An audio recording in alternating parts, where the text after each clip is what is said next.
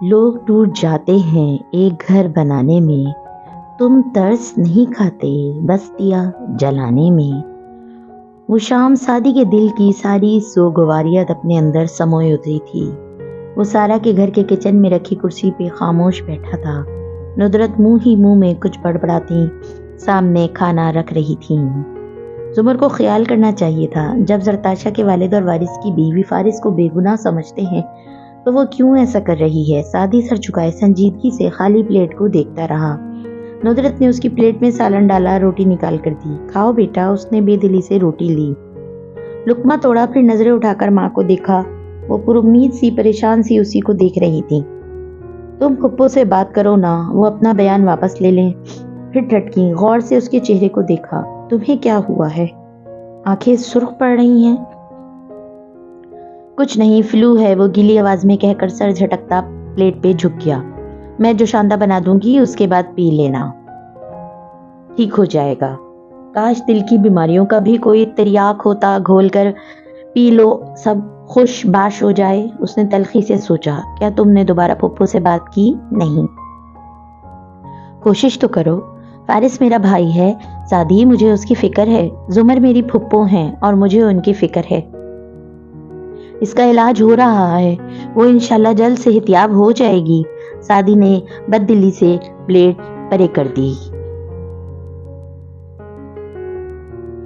ان کے علاج پہ جو خرچہ ہو رہا ہے وہ اورنگزیب کاردار اٹھا رہے ہیں، ہے نا؟ ندرت کو تلخی سے دیکھ کر وہ ایک دم پوچھنے لگا۔ وہ ٹھہر کر اسے دیکھنے لگی۔ ہاں، بڑے ابا چاہ کر بھی انکار نہیں کر سکے، کیسے کرتے؟ ان کا سب تو زمر کے جہیز اور زیور پہ خرچ ہو گیا، اور وہ پلاٹ پھپھو کے پاس تھا نا ایک پلاٹ، وہ کہاں گیا؟ شادی کا خرچہ تو بڑے ابا نے مین مارکیٹ میں اپنے نام کی واحد دکان بیچ کر اٹھایا تھا، یہ بھی مجھے پتا نہ چلتا اگر آپ نہ بتاتی۔ ہاں، وہ زعیم بھائی ندرت کے کزن کو بیچی تھی، اس لیے مجھے پتا چل گیا۔ پلاٹ تو زمر نے پہلے ہی بیچ دیا تھا۔ وہ اب اپنی پلیٹ میں سالن ڈال رہی تھی، کسی مقدمے وغیرہ کے لیے اسے رقم کی ضرورت تھی تو بیچ دیا۔ بڑے ابا نے ایک دفعہ میرے پوچھنے پہ بتایا تھا۔ سعدی نے کرب سے آنکھیں بند کر لیں، پھر ایک دم اٹھ کھڑا ہوا۔ ندرت نے روکا کہ کھانا تو کھا لے، مگر وہ لاؤنج میں آ گیا۔ وہاں بڑے صوفے کے کنارے سارا بیٹھی تھی، پیروں پر کیے بھورے رنگ کا دوپٹہ سر پہ لپیٹے، وہ ہتھیلی پہ چرچ جمائے دیوار کو دیکھ رہی تھی، یا شاید اس کے پار۔ اسے آتے دیکھ کر چہرہ سیدھا کیا، اداس سا مسکرائی۔ کیسی ہیں آپ؟ وہ مسکرا بھی نہ سکا، بس سامنے کھڑا ہو گیا، سر جھکائے، بے قصور مجرم۔ بہتر ہوں، تم ٹھیک ہو؟ اس نے اس بات میں سر ہلایا۔ چند لمحے خاموشی سے سرک گئے۔ فارس کیسا ہے؟ اس کے ساتھ یہ سب کیا ہو رہا ہے؟ ان کے ماموں کے قتل کے الزام میں پکڑا گیا ہے، مگر ہم سب جانتے ہیں یہ سب غلط ہے۔ آپ بھی ایسا ہی سمجھتی ہیں نا؟ ذرا دیر کو وہ ڈرا ہوا لگا۔ مجھے نہیں پتا سعدی، تم سب کہتے ہو تو ایسا ہی ہوگا۔ فارس اور قتل؟ اس نے سر جھٹک کر جھرجھری لی۔ سعدی کی اٹکی سانس بحال ہوئی، پھیکا سا مسکرایا۔ ہم اصلی قاتلوں کو ضرور سزا دلوائیں گے خالہ۔ اور سارا کے چہرے کی عزت بڑھ گئی۔ اس سے کیا ہوگا؟ وارث واپس نہیں آئے گا۔ آج پھر سعدی کے پاس اس سوال کا جواب نہیں تھا۔ وہ خاموشی سے باہر نکل آیا۔ لان میں تیاری کے ساتھ امل بیٹھی گھاس پہ انگلیاں چلاتی کچھ لکھ رہی تھی، نادیدہ الفاظ، انکہی باتیں۔ سعدی قدم قدم چلتا اس تک آیا۔ جاگرز عمل کے ہاتھوں کے قریب ہوئے تو اس نے سر اٹھایا، آنکھیں مسکراہٹ سے جم کی۔ سعدی بھائی، کیا بابا کے لیے دعا کرتی ہو تم؟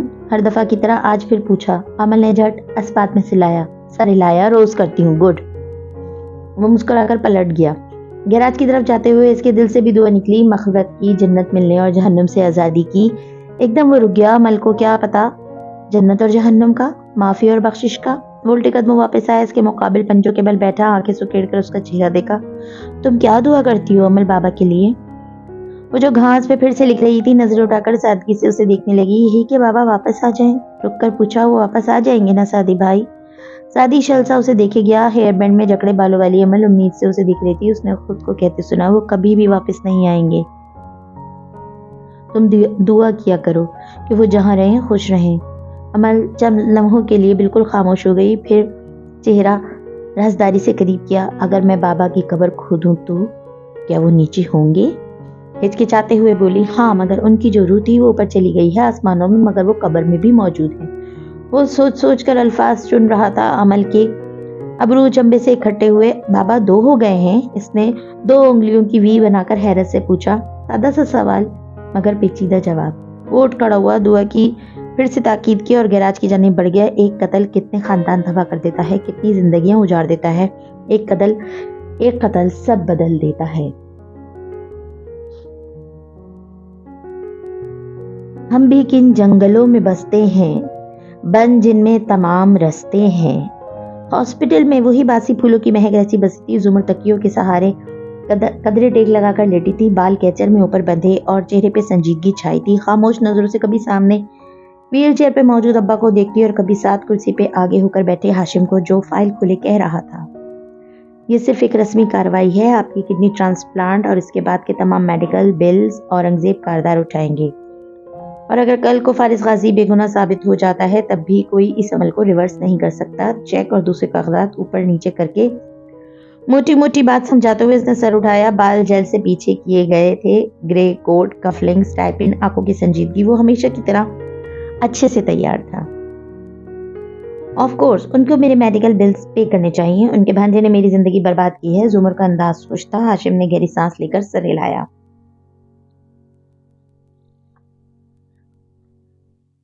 और जवाब में आप औरंगजेब कारदार के बारे में किसी किस्म का मनफी बयान नहीं देंगी। अदालत में, प्रेस में। बड़े अब्बा नापसंदीदगी से गर्दन मोड़कर हाशिम को बात करते हुए देखते रहे।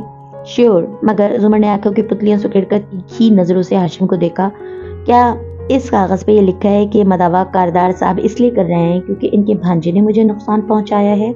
बिल्कुल।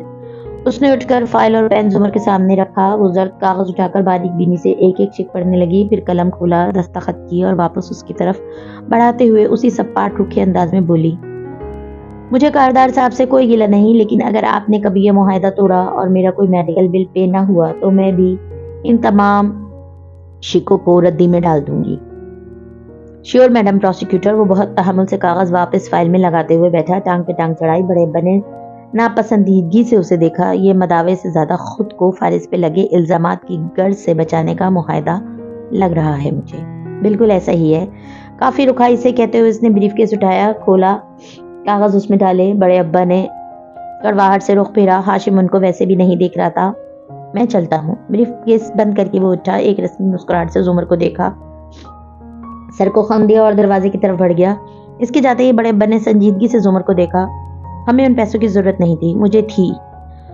बाकी आपका बैंक बैलेंस कितना रह गया है मैं जानती हूँ। वो ज्यादा कड़वी हो रही थी। अगर मैं माजूर ना हुआ होता तो मैं ये मदावा कबूल ना करता।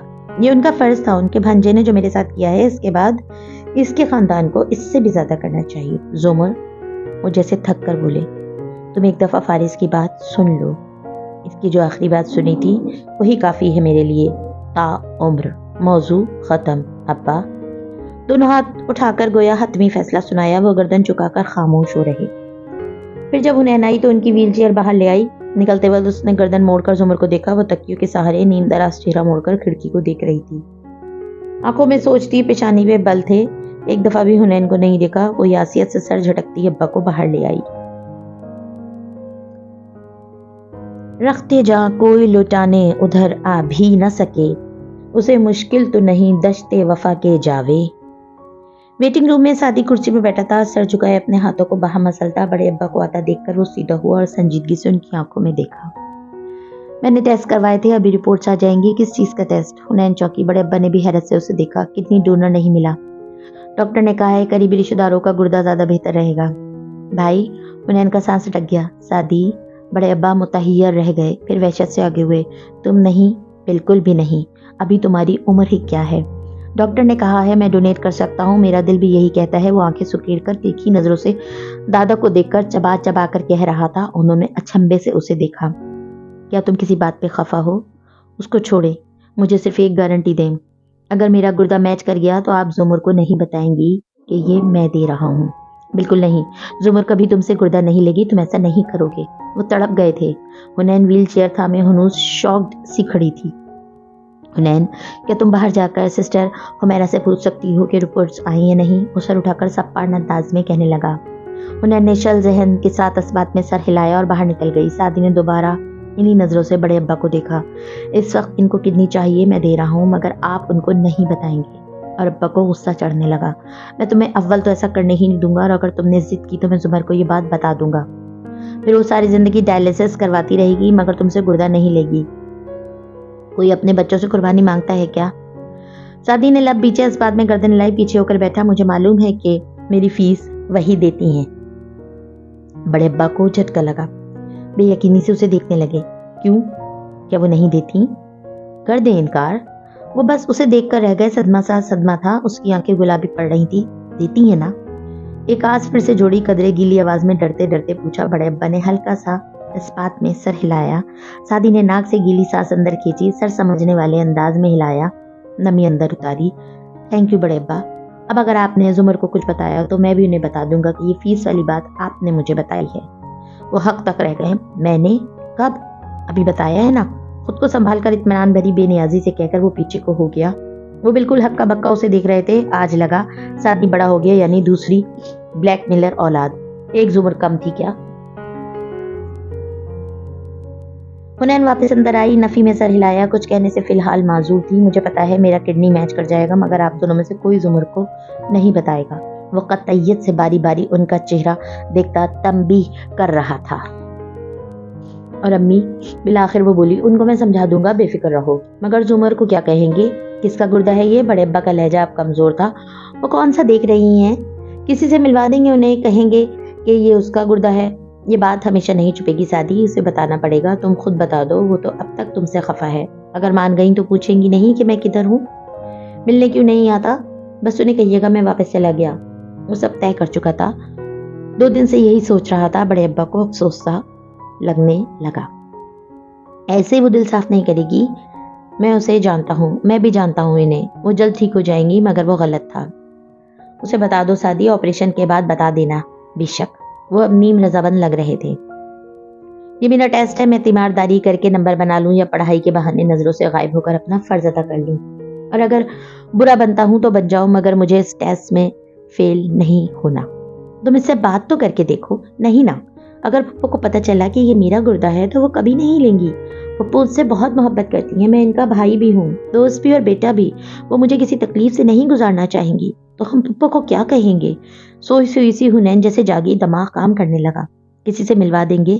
کسی کو راضی کر لیں گے اس کام پہ. یہ سعدی کو مسئلہ نہیں لگ رہا تھا. وہ بار بار بے چینی سے گھڑی دیکھتا.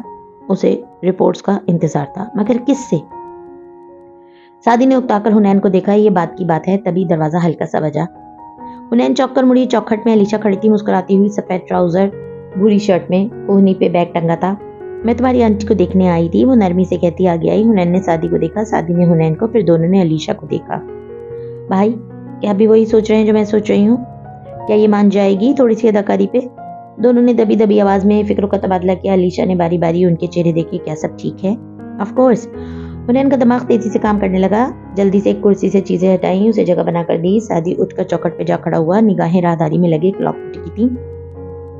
بڑے ابا اپنی سوچوں میں الجھے تھے. علیشا نزاکت سے بیٹھی. گھٹنے ملا کر پر زمین پہ رکھا. حنین ساتھ والی کرسی پہ آگے ہو کر بے چین سی بیٹھی. مجھے ایک تم سے کام ہے علیشا. کچھ دیر میں بتاتی ہوں. وہ بھی سعدی کی نظروں کے تعاقب میں دیکھ رہی تھی. اوکے. علیشا نے شانے اچکا دیے. اگر کڈنی میچ نہ کیا تو؟ بڑے ابا نے اپنی ہی سوچ میں سوال کیا. تو پھر کسی اور کو دینا پڑے گا. مگر کس کو؟ وہ حنین سے سوال کر کے خود ہی خاموش ہو گئے. حنین نے نظریں جھکا کر خود کو دیکھا. پھر اپنے بازو کو. آستین ذرا تنگ تھا. اس نے 2 انگلیوں پیچ بٹن پہ رکھ لیں جیسے اسے کھول کر آستین اوپر چڑھانے پہ تیار ہو. انگوٹھے سے بازو کے اوپر لکیر کھینچی. کون سی رگ ہے بھلا جس سے ٹیسٹ کے لیے خون نکالا جاتا ہے؟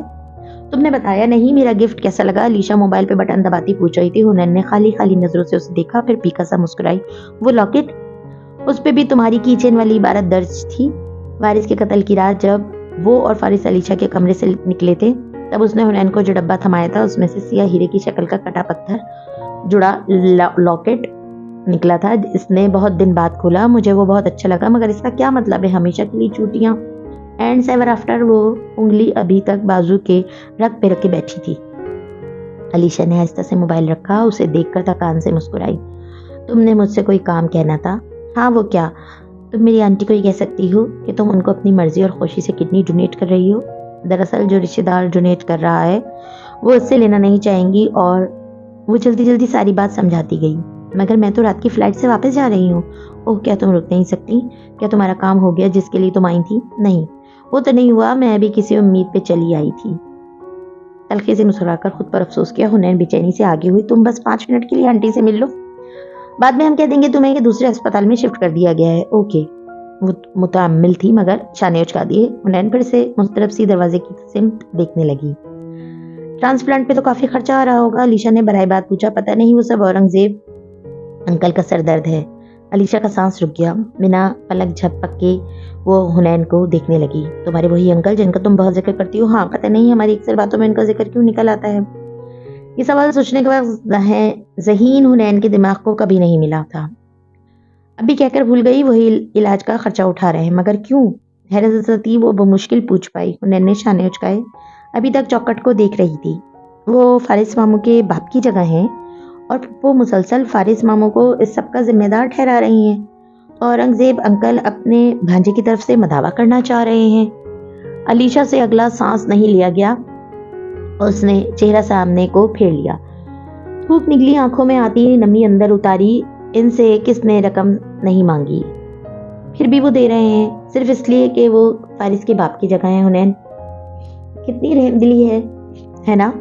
हुनैन ने इस बात में सर हिलाया। अलीशा जख्मी सा मुस्कुराई। सर झुकाकर उंगलियों में पकड़े की चेन को देखा। क्या तुम जानती हो हशरातुल अर्ज में सबसे ज्यादा जहरीला कीड़ा कौन सा होता है? हुनैन ने नफी में सर हिलाया। चौकट में खड़ा सादी गर्दन मोड़कर देखने लगा। वो हुनैन के साथ बैठी सर झुकाए की चेन पे उंगली फेरती कही जा रही थी। चूटी, मैरीकोपा हार्वेस्टर आंट, दुनिया का सबसे जहरीला कीड़ा है। इस कीड़े को इंतकाम नहीं उकसाना चाहिए। इस कीड़े को इंतकाम पे नहीं उकसाना चाहिए, वरना इसके कांटे से ताकतवर इंसान भी मर जाए। पता है, एक दफा किसी ने मुझसे ये बात कही थी कि तुम सारी उम्र चूटी रहोगी। मुझे वो बात पहले बहुत बुरी लगी थी, फिर अच्छी लगने लगी, क्योंकि मैं चूटी ही तो हूँ। सबसे कमजोर और बेबस लोग चूटियों की तरह होते हैं। हुनैन बेध्यानी से सुन रही थी। वो खामोशी तो वो जल्दी से बोली, क्या तुम मेरी आंटी से मिल लोगी? इतना वक्त होगा ना तुम्हारे पास?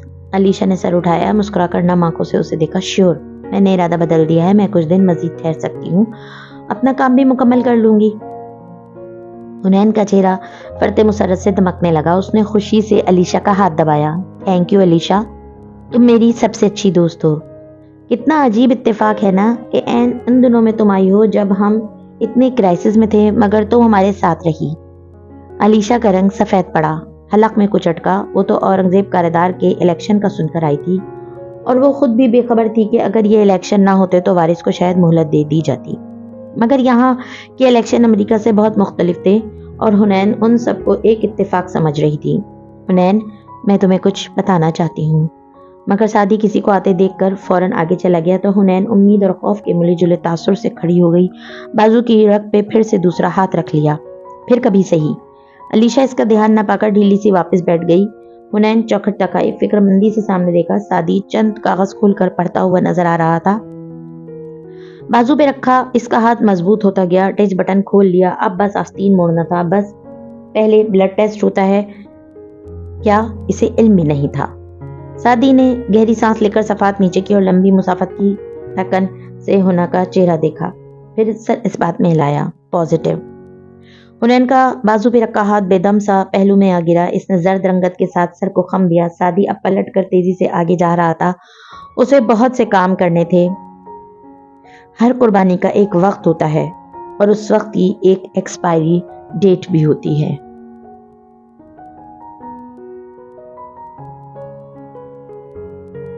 दादे गम हमी ने तलब की, बुरा किया हमसे जहां में कुछ ताए गम और क्या क्या न थे। और अस्पताल के कमरे में कुर्सी पे बैठी अलीशा को मशकूक अंदाज में घूरती तकियों से टेक लगाए वो जुमर यूसुफ थी, और वो इतनी जल्दी मान जाती नामुमकिन था। और आप मुझे अपना गुर्दा क्यों देना चाहती हैं? उसको हजम नहीं हुआ था, इसलिए तफ्तीश शुरू कर दी थी। जवाब में अलीशा ने काफी बेनियाजी से शाने उचकाए। मैं इस वाक़े का खुद को जिम्मेदार समझती हूँ। अगर मैं आपके ऑफिस आ जाती तो ना आप उधर जाती, ना दहशत गर्दी का निशाना बनती। मैंने टेस्ट करवाए हैं, गो कि मुझे कम उम्री से दमे की शिकायत है, मगर इसके अलावा मैं बिल्कुल सेहतमंद हूँ और डोनेट कर सकती हूँ। और आप चाहती हैं कि मैं इस वजह पे यकीन कर लूँ? जुमर ने तीखी नजरों से मुसलसल उसका चेहरा देखते हुए कहा, ना करे। آپ کی مرضی، مگر میں دوسری وجہ بھی ضرور بتانا چاہوں گی۔ علیشہ ذرا رکی، سامنے بے چین سی کڑی حنین اور قریب بیٹھے مسترب سے بڑے ابا کو دیکھا، پھر اسی اعتماد سے پروسیکیوٹر کی آنکھوں میں آنکھیں ڈال کر بولی، مجھے اس قربانی کے عوض آپ کی فیملی میں ایک اچھی قیمت دے رہی ہے، جسے میں واپس جا کر یونیورسٹی کی فیس کے لیے استعمال کروں گی۔ اپنی زندگی بنانے کا اتنا اچھا موقع میں ضائع نہیں کروں گی۔ اگر پیسے مزید چاہیے ہوں تو میں اس قربانی کو کسی ٹی وی شو میں اپنی کہانی چلوا کر کیش کروا لوں گی۔ آخر میں اس نے بے فکری سے شانے اچکائے، حنین کے لب کھل گئے۔ وہ ہکا بکا سی علیشہ کو سن رہی تھی۔ کیا اس نے فرض کر لیا تھا کہ اداکاری صرف زمر پر ختم ہو جاتی ہے؟ مگر یہ اللیگل ہے۔ زمر کے فکرے پہ وہ سب چونکے۔ قانون کے مطابق ڈاکٹر کبھی بھی ٹرانسپلانٹ نہیں کر سکتا اگر گردہ خون کے رشتہ دار کا نہ ہو تو۔ آپ سب مل کر ایک غیر قانونی کام کیسے کر سکتے ہیں؟ ابرو بچ کر تادیبی انداز میں اس نے باری باری ان تینوں کے چہرے دیکھے، اور بڑے ابا نے کئی دفعہ کی سوچی گئی خواہش دل میں دہرائی، کاش انہوں نے کبھی اس لڑکی کو قانون نہ پڑھایا ہوتا۔ یہ عورت تو غیر ملکی ہے، مگر آپ کو تو قانون کا علم ہونا چاہیے ابا۔ ہم نے اس کا حل بھی نکال لیا ہے، حنین ہمت کر کے بولی تو زمر گردن موڑ کر اسے دیکھنے لگی۔ ہم پیپرز پہ سعدی بھائی کا نام لکھوائیں گے۔ زمر کے تاثرات بدلے، وہ دہل کر رہ گئی۔ سعدی کا کیوں؟ وہ ایک دم دھڑک کر متفائش سی ہو کر بولی، پھر غصے سے ابا کو دیکھا۔ سعدی کا نام کڈنی ڈونر کے طور پر کبھی بھی نہیں لکھیں گے آپ لوگ۔ ٹھیک ہے نہیں لکھتے، لیکن اگر یہ فرینچ امریکن عورت نہیں دے گی، بڑے ابا نے علیشہ کی طرف اشارہ کر کے سنجیدگی سے کہنا شروع کیا، تو کسی خون کے رشتہ دار کو دینا پڑے گا۔ فہرست بناتے ہیں، پہلے نمبر پہ میں ہوں، میرا میچ نہ کیا تو پھر سعدی ہوگا، اور پھر حنین۔ اگر اس کا بھی نہ لگ سکا تو اسامہ تو ہے نا۔ ابا، اس کے دل پہ کسی نے پیر رکھ دیا تھا۔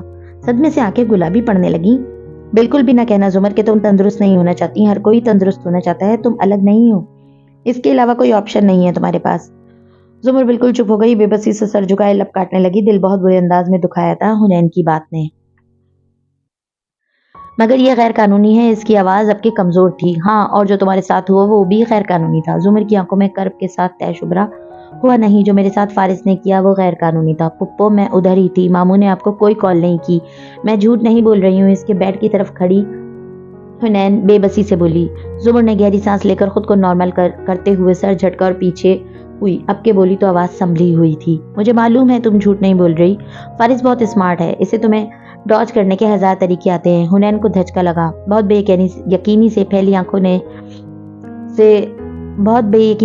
آنکھوں سے اس نے زمر کو دیکھا، جو اب اپنا لحاظ درست کر رہی تھی۔ یعنی آپ مجھے جھوٹا نہیں سمجھتی، بلکہ آپ مجھے بیوقوف سمجھتی ہیں؟ یہ صدمہ زیادہ بڑا تھا۔ زمر انسنا کر کے لحاظ ٹھیک کر کے پیچھے ہو گئی۔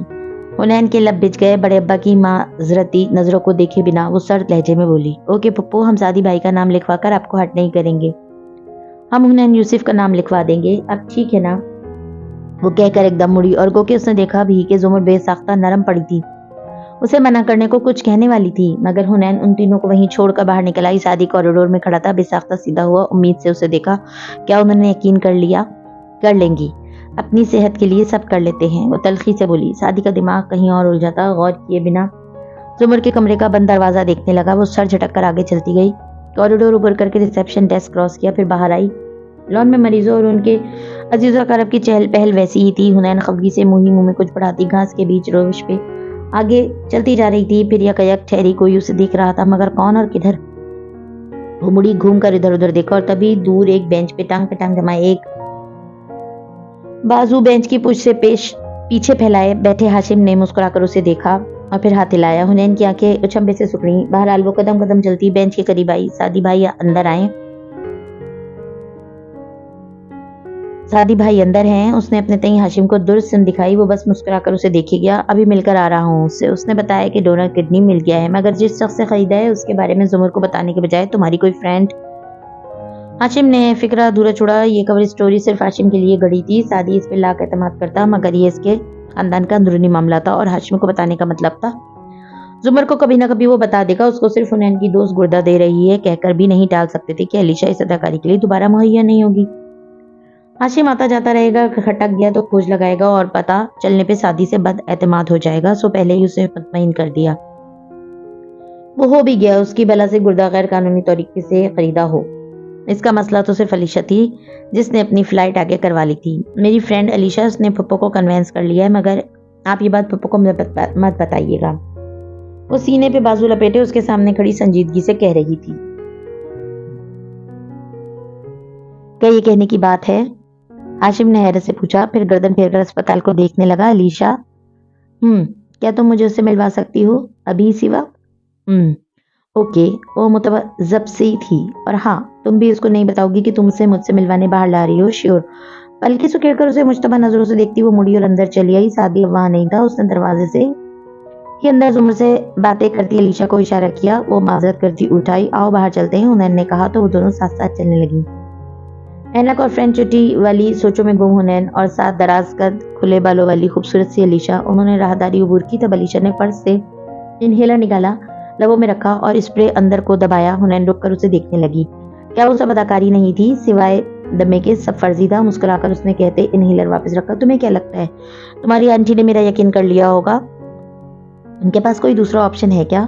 वो उलझी से सामने मतलाशी नजरों से देखती लॉन को देखती बाहर आई। हाशिम किधर गया? मुझे बहुत अफसोस है जो इनके साथ हुआ। क्या हमलावर अभी तक नहीं पकड़ा गया? पकड़ा जाएगा। वो अब गर्दन फेर कर उधर उधर देखने लगी। अपना आप एकदम बेवकूफ सा लगने लगा। यह हाशिम उसे बुलाकर खुद किधर। Hello again Alisha. वो दोनों एक साथ घूमी। कोट का बटन बंद करते हुए हाशिम मुस्कुराता और रिसेप्शन डेस्क की सिम चला आ रहा था। हुनैन ने गहरी सांस ली और अलीशा का रंग चढ़ गया। वो सफेद साकित सी सांस रोके खड़ी थी। अलीशा, ये मेरे। हुनैन ने तारुफ कराने को अल्फाज तलाश ही थे कि वो इसे नजरअंदाज करके गहरी सर्द नजरों से अलीशा को देखता करीब आते हुए बोला, दोबारा मिलकर खुशी हुई अलीशा। अलीशा की खौफ से साकित आंखों में हैरत हुई। वो जल्दी से हुनैन की तरफ घूमी। अन्ना, क्या तुम अकेले में मेरी बात सुन सकती हो? क्यों, मुझसे क्या मसला है? आखिर हम एक फैमिली है अलीशा। वो सर्द मुस्कुराहट से कहता। हुनैन के उलझे उलझे चेहरे के तासुरात बगौर नोट कर रहा था। अन्ना प्लीज मेरी बात सुन लो पहले। वो बेचैनी से इसका हाथ पकड़ कर उसे वहां से दूर ले जाने लगी, मगर हुनैन अपनी जगह से न हिली। बस ताज्जुब से उन दोनों को बारी बारी देखा। फैमिली? हाँ हुनैन, अलीशा मेरे वालिद के गैर कानूनी अमरीकी बेटी है, इसलिए तो वो तुम्हें जानती है और तुम्हारी इतनी अच्छी दोस्त है। अभी उस दिन जब अलीशा मुझे और मेरे बाप को धमकी देने हमारे ऑफिस आई थी, तभी तो उसने मुझे बताया था कि इस तरह इसने तुम्हारा अकाउंट हैक किया। और ओह सॉरी, शायद बात अलीशा ने तुम्हें नहीं बताई। आखिर में अफसोस से इजाफा किया, जो अभी तक उलझी सी खड़ी थी। लफ्ज हैक पे करण लगाकर पीछे हट गई थी। बेयकीनी से अलीशा को देखा। जाने का हाथ से हाथ छूटा। असल में अलीशा मेरे डैड के बारे में काफी हसास है। चूंकि डैड इससे मुखातिब होना पसंद नहीं करते, तो ये इस शख्स के पीछे पड़ जाती है जिससे वो बात करते हो, जैसे कि तुम हुनैन। हाशिम प्लीज। वो नम होती आंखों से मिन्नत करने लगी। हाशिम के चेहरे की सख्ती बढ़ती गई। मुस्कुराहट गायब हो गई। क्यों, क्या ये झूठ है? क्या तुम हैकर नहीं हो? क्या तुमने मेरे डैड का अकाउंट हैक नहीं कर रखा? क्या तुम इनकी और हुनैन की मेल्स पढ़कर हुनैन का अकाउंट हैक नहीं किया था? क्या तुमने हुनैन की तवज्जो लेने के लिए वही गेम नहीं खेलनी शुरू कर दी थी जो ये खेलती है? हाशिम बस कर दो। इसकी आंखों से आंसू गिरने लगे। बेख्तियार हुना को देखा, जो फटी फटी निगाहों से उसे देख रही थी। इर्द गिर्द रिसेप्शन पे गुजरते लोग इस वक्त इन तीनों को नजर नहीं आ रहे थे।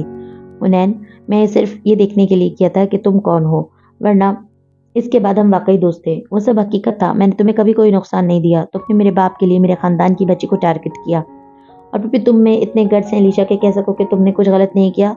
मगर वो सिर्फ हुनैन को देख रही थी, खौफजदा नम आंखों से। ना, मैं तुम्हें सब बताने वाली थी। प्लीज, वो सब रियल था। वो घंटों की बातें, वो ड्रामे डिस्कस करना, वो गेम्स, वो सब रियल था। तुम ये कह रही हो कि तुमने मेरी फैमिली की इस बच्ची से मेरे बाप के बारे में कभी कोई सवाल नहीं पूछा? अलीशा बोलते बोलते लाजवाब हो गई। हुनैन यकटिक इसे देख रही थी। हाशिम को अब इसकी मुसलसल खामोशी से कोफ्त हो रही थी। वो नामहसूस अंदाज में हुनैन के साथ जा खड़ा हुआ। अब वो दोनों एक तरफ थे और वो लब आपस में मस करती परेशान भीगी आंखों वाली अलीशा दूसरी तरफ। अलीशा मेरे डैड को ब्लैकमेल करके उनसे पैसे लेने आई थी। इसने तुमसे दोस्ती भी डैड के बारे में खबरें हासिल करने के लिए की थी। अपने दिमाग पे जोर दो हुनैन, कितनी दफा तुम लोगों ने बात बात पे इनका जिक्र किया होगा, है ना? वो कटीली निगाहों से अलीशा को देखता हुनैन को बता रहा था, मगर हुनैन वो बिल्कुल चुप खड़ी थी। अन्ना प्लीज, मेरी नीयत बुरी नहीं थी। प्लीज मेरी बात तो समझने की कोशिश करो। और हुनैन के पत्थर लब हिले। इस गेम का क्या अलीशा? क्या? अलीशा के बहते आंसू रुक गए। वो 5 माह तक इस जूल्स वाली गेम में पहले नंबर पे थी, टॉप स्कोरर। फिर महज 2 दिन में तुम पहले नंबर पे आ गई। तुमने ये कैसे किया अलीशा? हाशिम ने बमुश्किल उकताहट पे काबू पाया। वो कहाँ सियासत, स्कैंडल्स, ब्लैकमेलिंग्स की बातें कर रहा था और कहाँ इन लड़कियों के दिमाग से गेम्स नहीं निकलती थी। अलीशा नदामत भरे आंसू से उसे देखती रही। वो कुछ पूछ रही है, जवाब दो। मैंने वो रंधी हुई आवाज में कहने लगी। उम्मीद और खौफ से मिली जुली नजरें हुनूस हना के चेहरे पे थीं। میں نے کچھ چیٹ کوڈز استعمال کیے تھے اور اوہ اوہ اوہ حنین نے ایک دم غصے سے سر جھٹکا. تم تو چیٹنگ کر کے جیتی تھی. اوہ علیشا, مجھے بھی معلوم تھا کہ بے ایمانی کیسے کرنی ہے, مگر میں نے نہیں کی, صرف محنت کی. 3 سال میں لگی رہی, دوسرے سے پہلے نمبر پہ نہ آ سکی, مگر چیٹنگ نہیں کی کیونکہ میں حنین یوسف تھی. بھائی نے مجھے قرآن کے آخری پارہ اور 5 بڑی صورتیں حفظ کرا رکھی تھیں کیونکہ میں بنی اسرائیل میں سے تھی, آل یوسف انبیاء کی اولاد. میں نے بے ایمانی نہیں کی. اور تم 3 سال سے یہی کرتی آئی. درد سے پھٹے لہجے سے کہتی, غصے سے اسے دیکھ کر نفی میں سر ہلاتی. وہ قدم پیچھے ہٹ رہی تھی. تم نے مجھے استعمال کیا, ہم اتفاق سے نہیں ملے, سب کچھ تم نے پلان کیا. فارس ماموں ٹھیک کہتے تھے تمہارے بارے میں. وہ پیچھے ہٹتی راہداری کے قریب ہو رہی تھی. علیشا نے کرب سے آنکھیں بند کر لیں. گرم آنسو بہتے رہے. اعمال کے نتائج ہوتے ہیں اور بھگتنا پڑتے ہیں.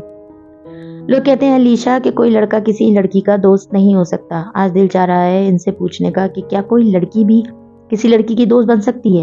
نفی میں سر ہلاتی وہ مڑی اور تیز تیز اندر چلی گئی. مطمئن سے کھڑے ہاشم نے اب کے رخ پھیر کر فرصت سے علیشا کو دیکھا جو آنکھیں بند کیے کھڑی تھی. پھر اسے کوہنی سے تھاما اور دھیرے دھیرے ساتھ لے کر باہر آیا.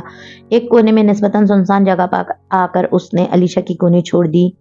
آئی ایم ریئلی سوری علیشا, لیکن اگر تم نے یہ سمجھا تھا کہ تم ہاشم کاردار کو بلیک میل کر سکتی ہو تو تم غلط تھی. علیشا نے بھیگی آنکھیں کھولیں. دکھ سے اسے دیکھا.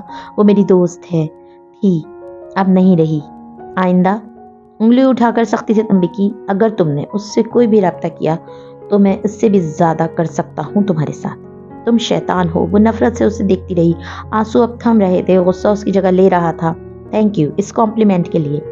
اب تم آنسو صاف کرو اور جاؤ. پہلے نکل کر پہلی کالی گاڑی میں بیٹھ جاؤ.